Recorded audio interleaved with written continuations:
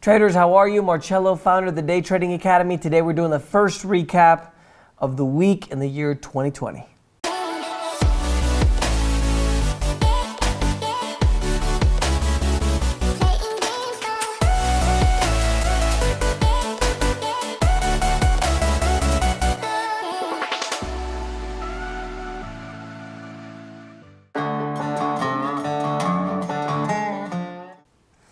Overall this week, we had a situation where the overarching idea was a situation with Iran. Even though it was towards the end of the week, there was a situation with the embassy, supposedly with, let's call them terrorists, like the U.S. government calls them. The U.S. embassy was attacked, and then Trump attacked one of the senior officials in the military in Iran. Overall, 2019 was a great year. The decade since 2010 from 2020 was a great year as well. And now there's a bit of concern, right? We've had a good movement in gold and silver and oil because people now are concerned about what's going to happen with the situation in Iran. 2019 was the second best year of the decade for stocks after 2013.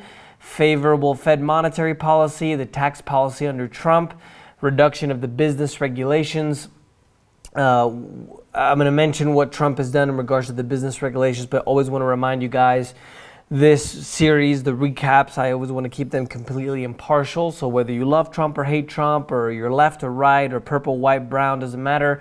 I'm just going to report to you the facts, and then you guys can decide what to do with those facts, right? So I like to make sure you guys are informed. More than anything, I want to be able to teach you guys how to kind of see what's going on in the markets, how that affects, because obviously you probably are watching this or listening to on the podcast on Spotify or even iTunes because you guys want to learn or make a little bit of money, right? So that's the idea behind this. I just want to throw that out there. So Trump in the last election promised that he was going to reduce the regulations 2-1. He currently, if I'm not mistaken, has reduced them 8-1. And obviously, when the government's out of the way, there's less red tape, there's less regulation. That helps move the economy a lot more because there's less hoops to jump through to do business. It allowed a company valuations to keep climbing, the reduction in the business regulations in addition to the favorable monetary policy, the tax policy as well. And the trade wars injected a lot of volatility into the market, so stocks did end up a lot higher for the year.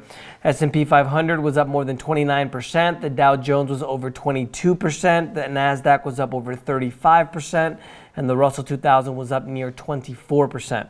U.S. stocks closed at mostly new record highs on Thursday, which was the first in 2020. Continued investor optimism between the U.S. and the China trade deal, which supposedly they are going to sign on the 15th of January, as reported by the U.S., even though the Chinese has not confirmed or denied that just yet.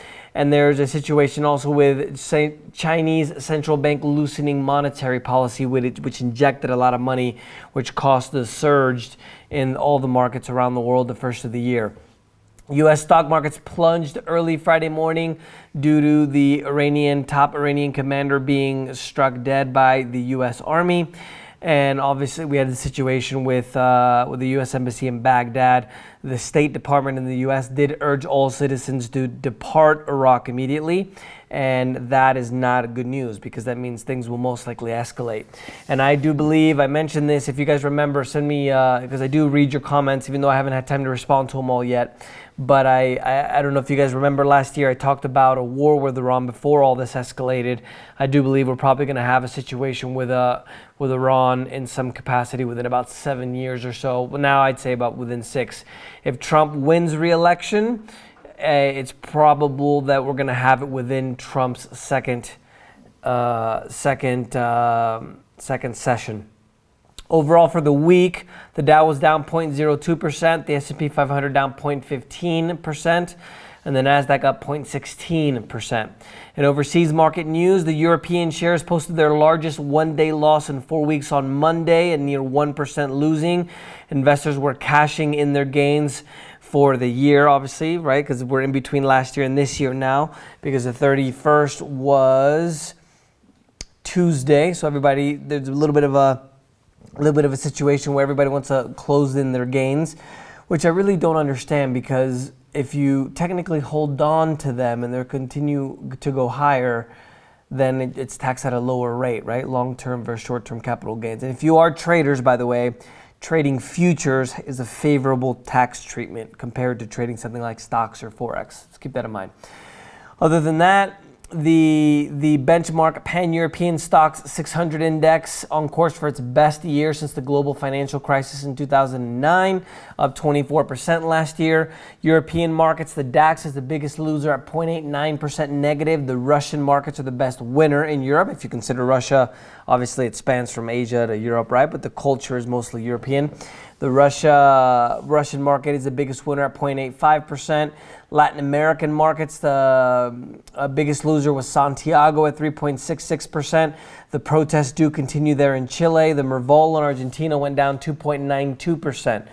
Africa and Middle Eastern markets, the largest economy in Africa, Nigeria was the biggest winner, as most of the markets there were mostly higher, 2.09%. And then the Asian and Australian markets were mixed. The second, China was the biggest winner at 2.63%. The Kospi in South Korea was down 1.29%. And to my dear traders in the Philippines market was up 0.32%. Huge news this week in Bitcoin. It did not reach 50,000 either this year. Someone, I can't say I told you so. It did, however, go up 1.30% for the week, $7,310.01. I don't believe it's going to get to $50,000 either. And again, just to reiterate my position on Bitcoin, there's two pieces of cryptocurrencies. There's a technology which is blockchain, or what some people are calling distributed ledger technology, and then you have the cryptos. So those are often talked about together, but in reality, cryptos use the blockchain technology. I personally believe that blockchain is going to revolutionize everything. Bitcoin and cryptos, not so much. It will still exist, it'll still go up and down, but this whole thing about replacing our financial system, look at what happened with the Libra and Facebook. The people who control the world, the way that they control it is through the financial system, and I don't think that they're just going to let go of that control to make it all decentralized. Don't get me wrong. I think that would be amazing if it happened, because anytime humans at the end of the day are corrupt, right? Absolute power corrupts absolutely. So anytime their hands get in the cookie jar, they happen to eat all the cookies in the cookie jar. So it's always better, in my opinion, if they never get in the cookie jar in the first place. Financial and banking news. Bond issuance by U.S. firms topped $1 trillion in each year of the last decade since January 2010. Corporate bond debt outstanding has surged over 50%. It's going to top $10 billion soon versus about $6 trillion. And I said 10 billion, excuse me. It's going to top $10 trillion compared to the $6 trillion at the end of the previous decade. The largest U.S. firms, those in the S&P 500 index, account for about 70% of that, about $7 trillion or so. The People's Bank of China, the Central Bank of China, required cash reserve ratio. They dropped that down by 50% for commercial lenders, which unleashed about $150 billion, about 800 billion won in liquidity in the financial system in China. That provided a lot of extra gains in China and globally for the first trading day in 2020. If you guys were wondering why we had a little bit of a spike. In crude and commodities, U.S. crude went up 2.19% for the week at 63.05. International Brent went up 0.68% at 68.60. And remember, you guys can subscribe to the channel here on YouTube, also on Instagram. It's Marcello Arrambide English. And also, if you have any questions, just mark them with hashtag Ask Marcello. I'm going to start that series again soon, and I'll pull all your questions to be able to answer them for you. Crude did have the longest run of weekly gains since price in April, with the U.S. killing of top Iranian commander in an airstrike in Iraq. Obviously, Iranian Supreme Leader Ayatollah Ali Khamenei has vowed revenge. Oil prices spiked over $2, near 4%. Gold and other safe haven assets also spiked on Friday. Gold is continuing to rise. Don't say I didn't tell you so. Remember, I told you guys about gold and silver last year and the year before. Not that, remember, we're not trading advisors. I don't trade people's money. Remember that, do your own research. Obviously, this is for educational purposes only. Gold rose, topping 1,515 an ounce, and is on course for the best annual gain since 2010. It's a near 7-week high as investors position for 2020. Gold bullion is up 18% for 2019 amid higher demand for safe haven assets as fears a possible inflation mount. And for the week, it gained over 2%, heading for its 4th consecutive weekly increase, now approaching a 6-year high. Precious metals for the week, gold is up 2.78% at 1,553. Silver 1.63% positive at about $18.12. In economic news, 2010 saw the U.S. economy achieve its longest ever expansion. Some notable milestones: 110 months of uninterrupted job gains, unemployment rate is at a 50-year low, soaring stock market and strong job growth have helped Americans' overall wealth far wealthier, topping $107 trillion compared to about $60 trillion at the beginning of the decade. One caveat there, I do want to let you know, it sounds fancy, right? But remember that 70% of the U.S. economy, most advanced economies, the percentage is very high. The U.S. is about 70 now, is consumer behavior, meaning consumers going out and buying stuff.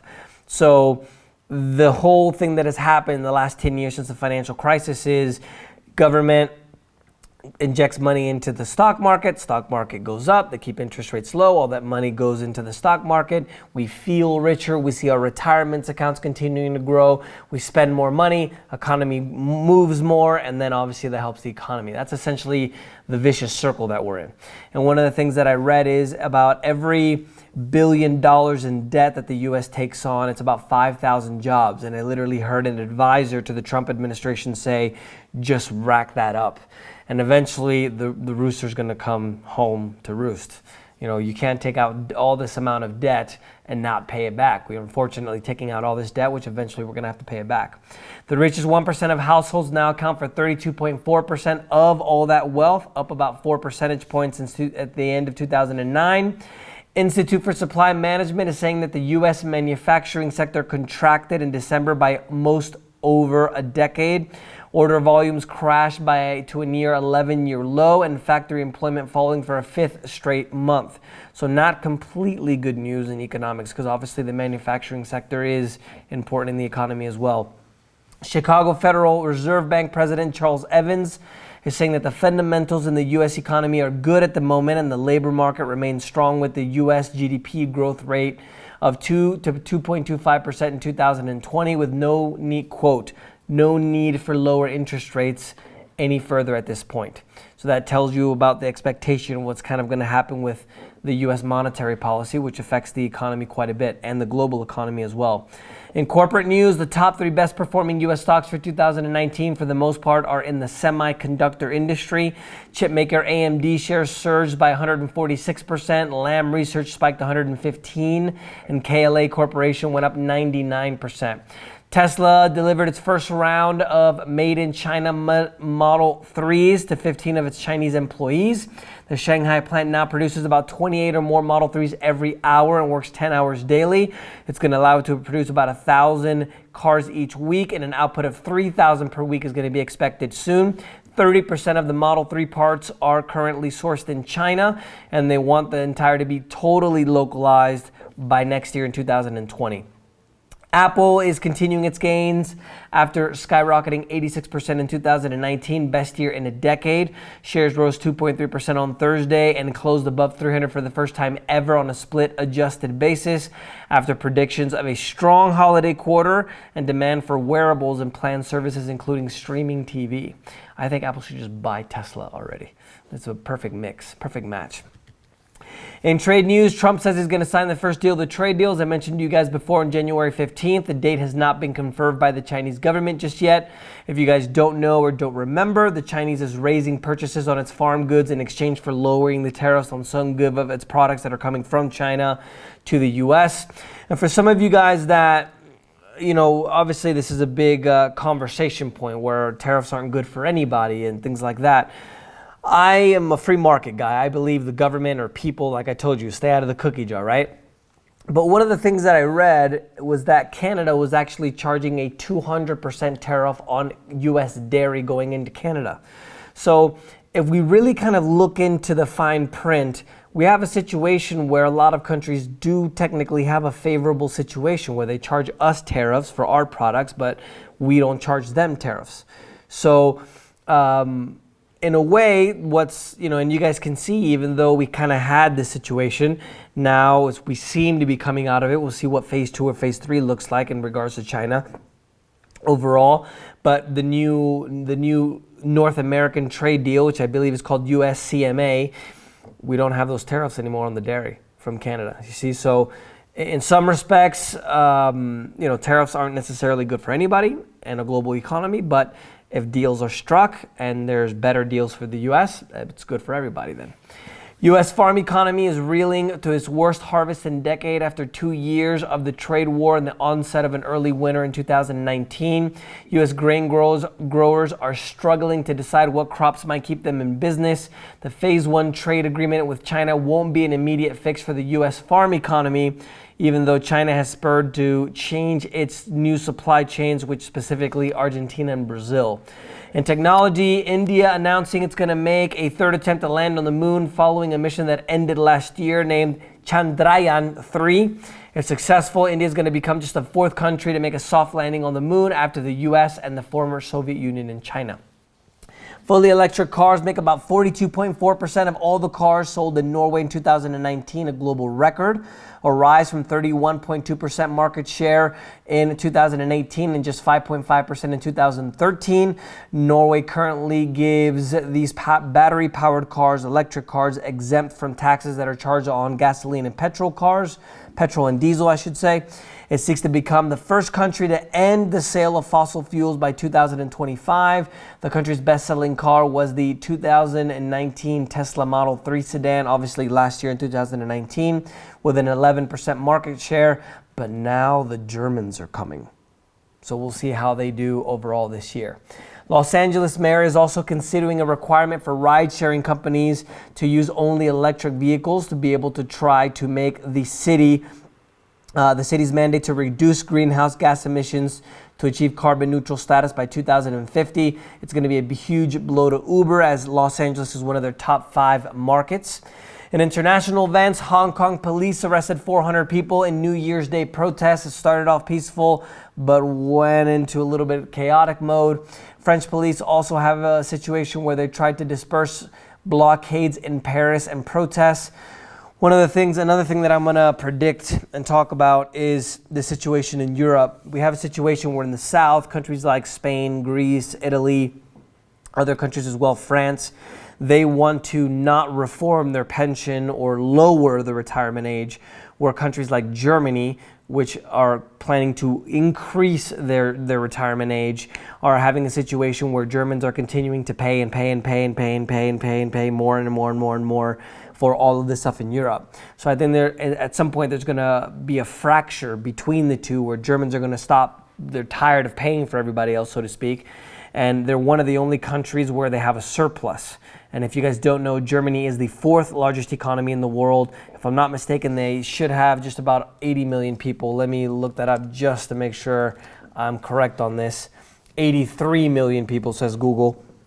And they're the largest economy in Europe. So that's it's not going to last too much longer, or it's not going to last long term, I should say, if there aren't structural changes made, because the Germans are essentially fiscally sound. They're the only country in the world that's actually reducing its federal debt, whereas everybody else is just tacking more and more and more on.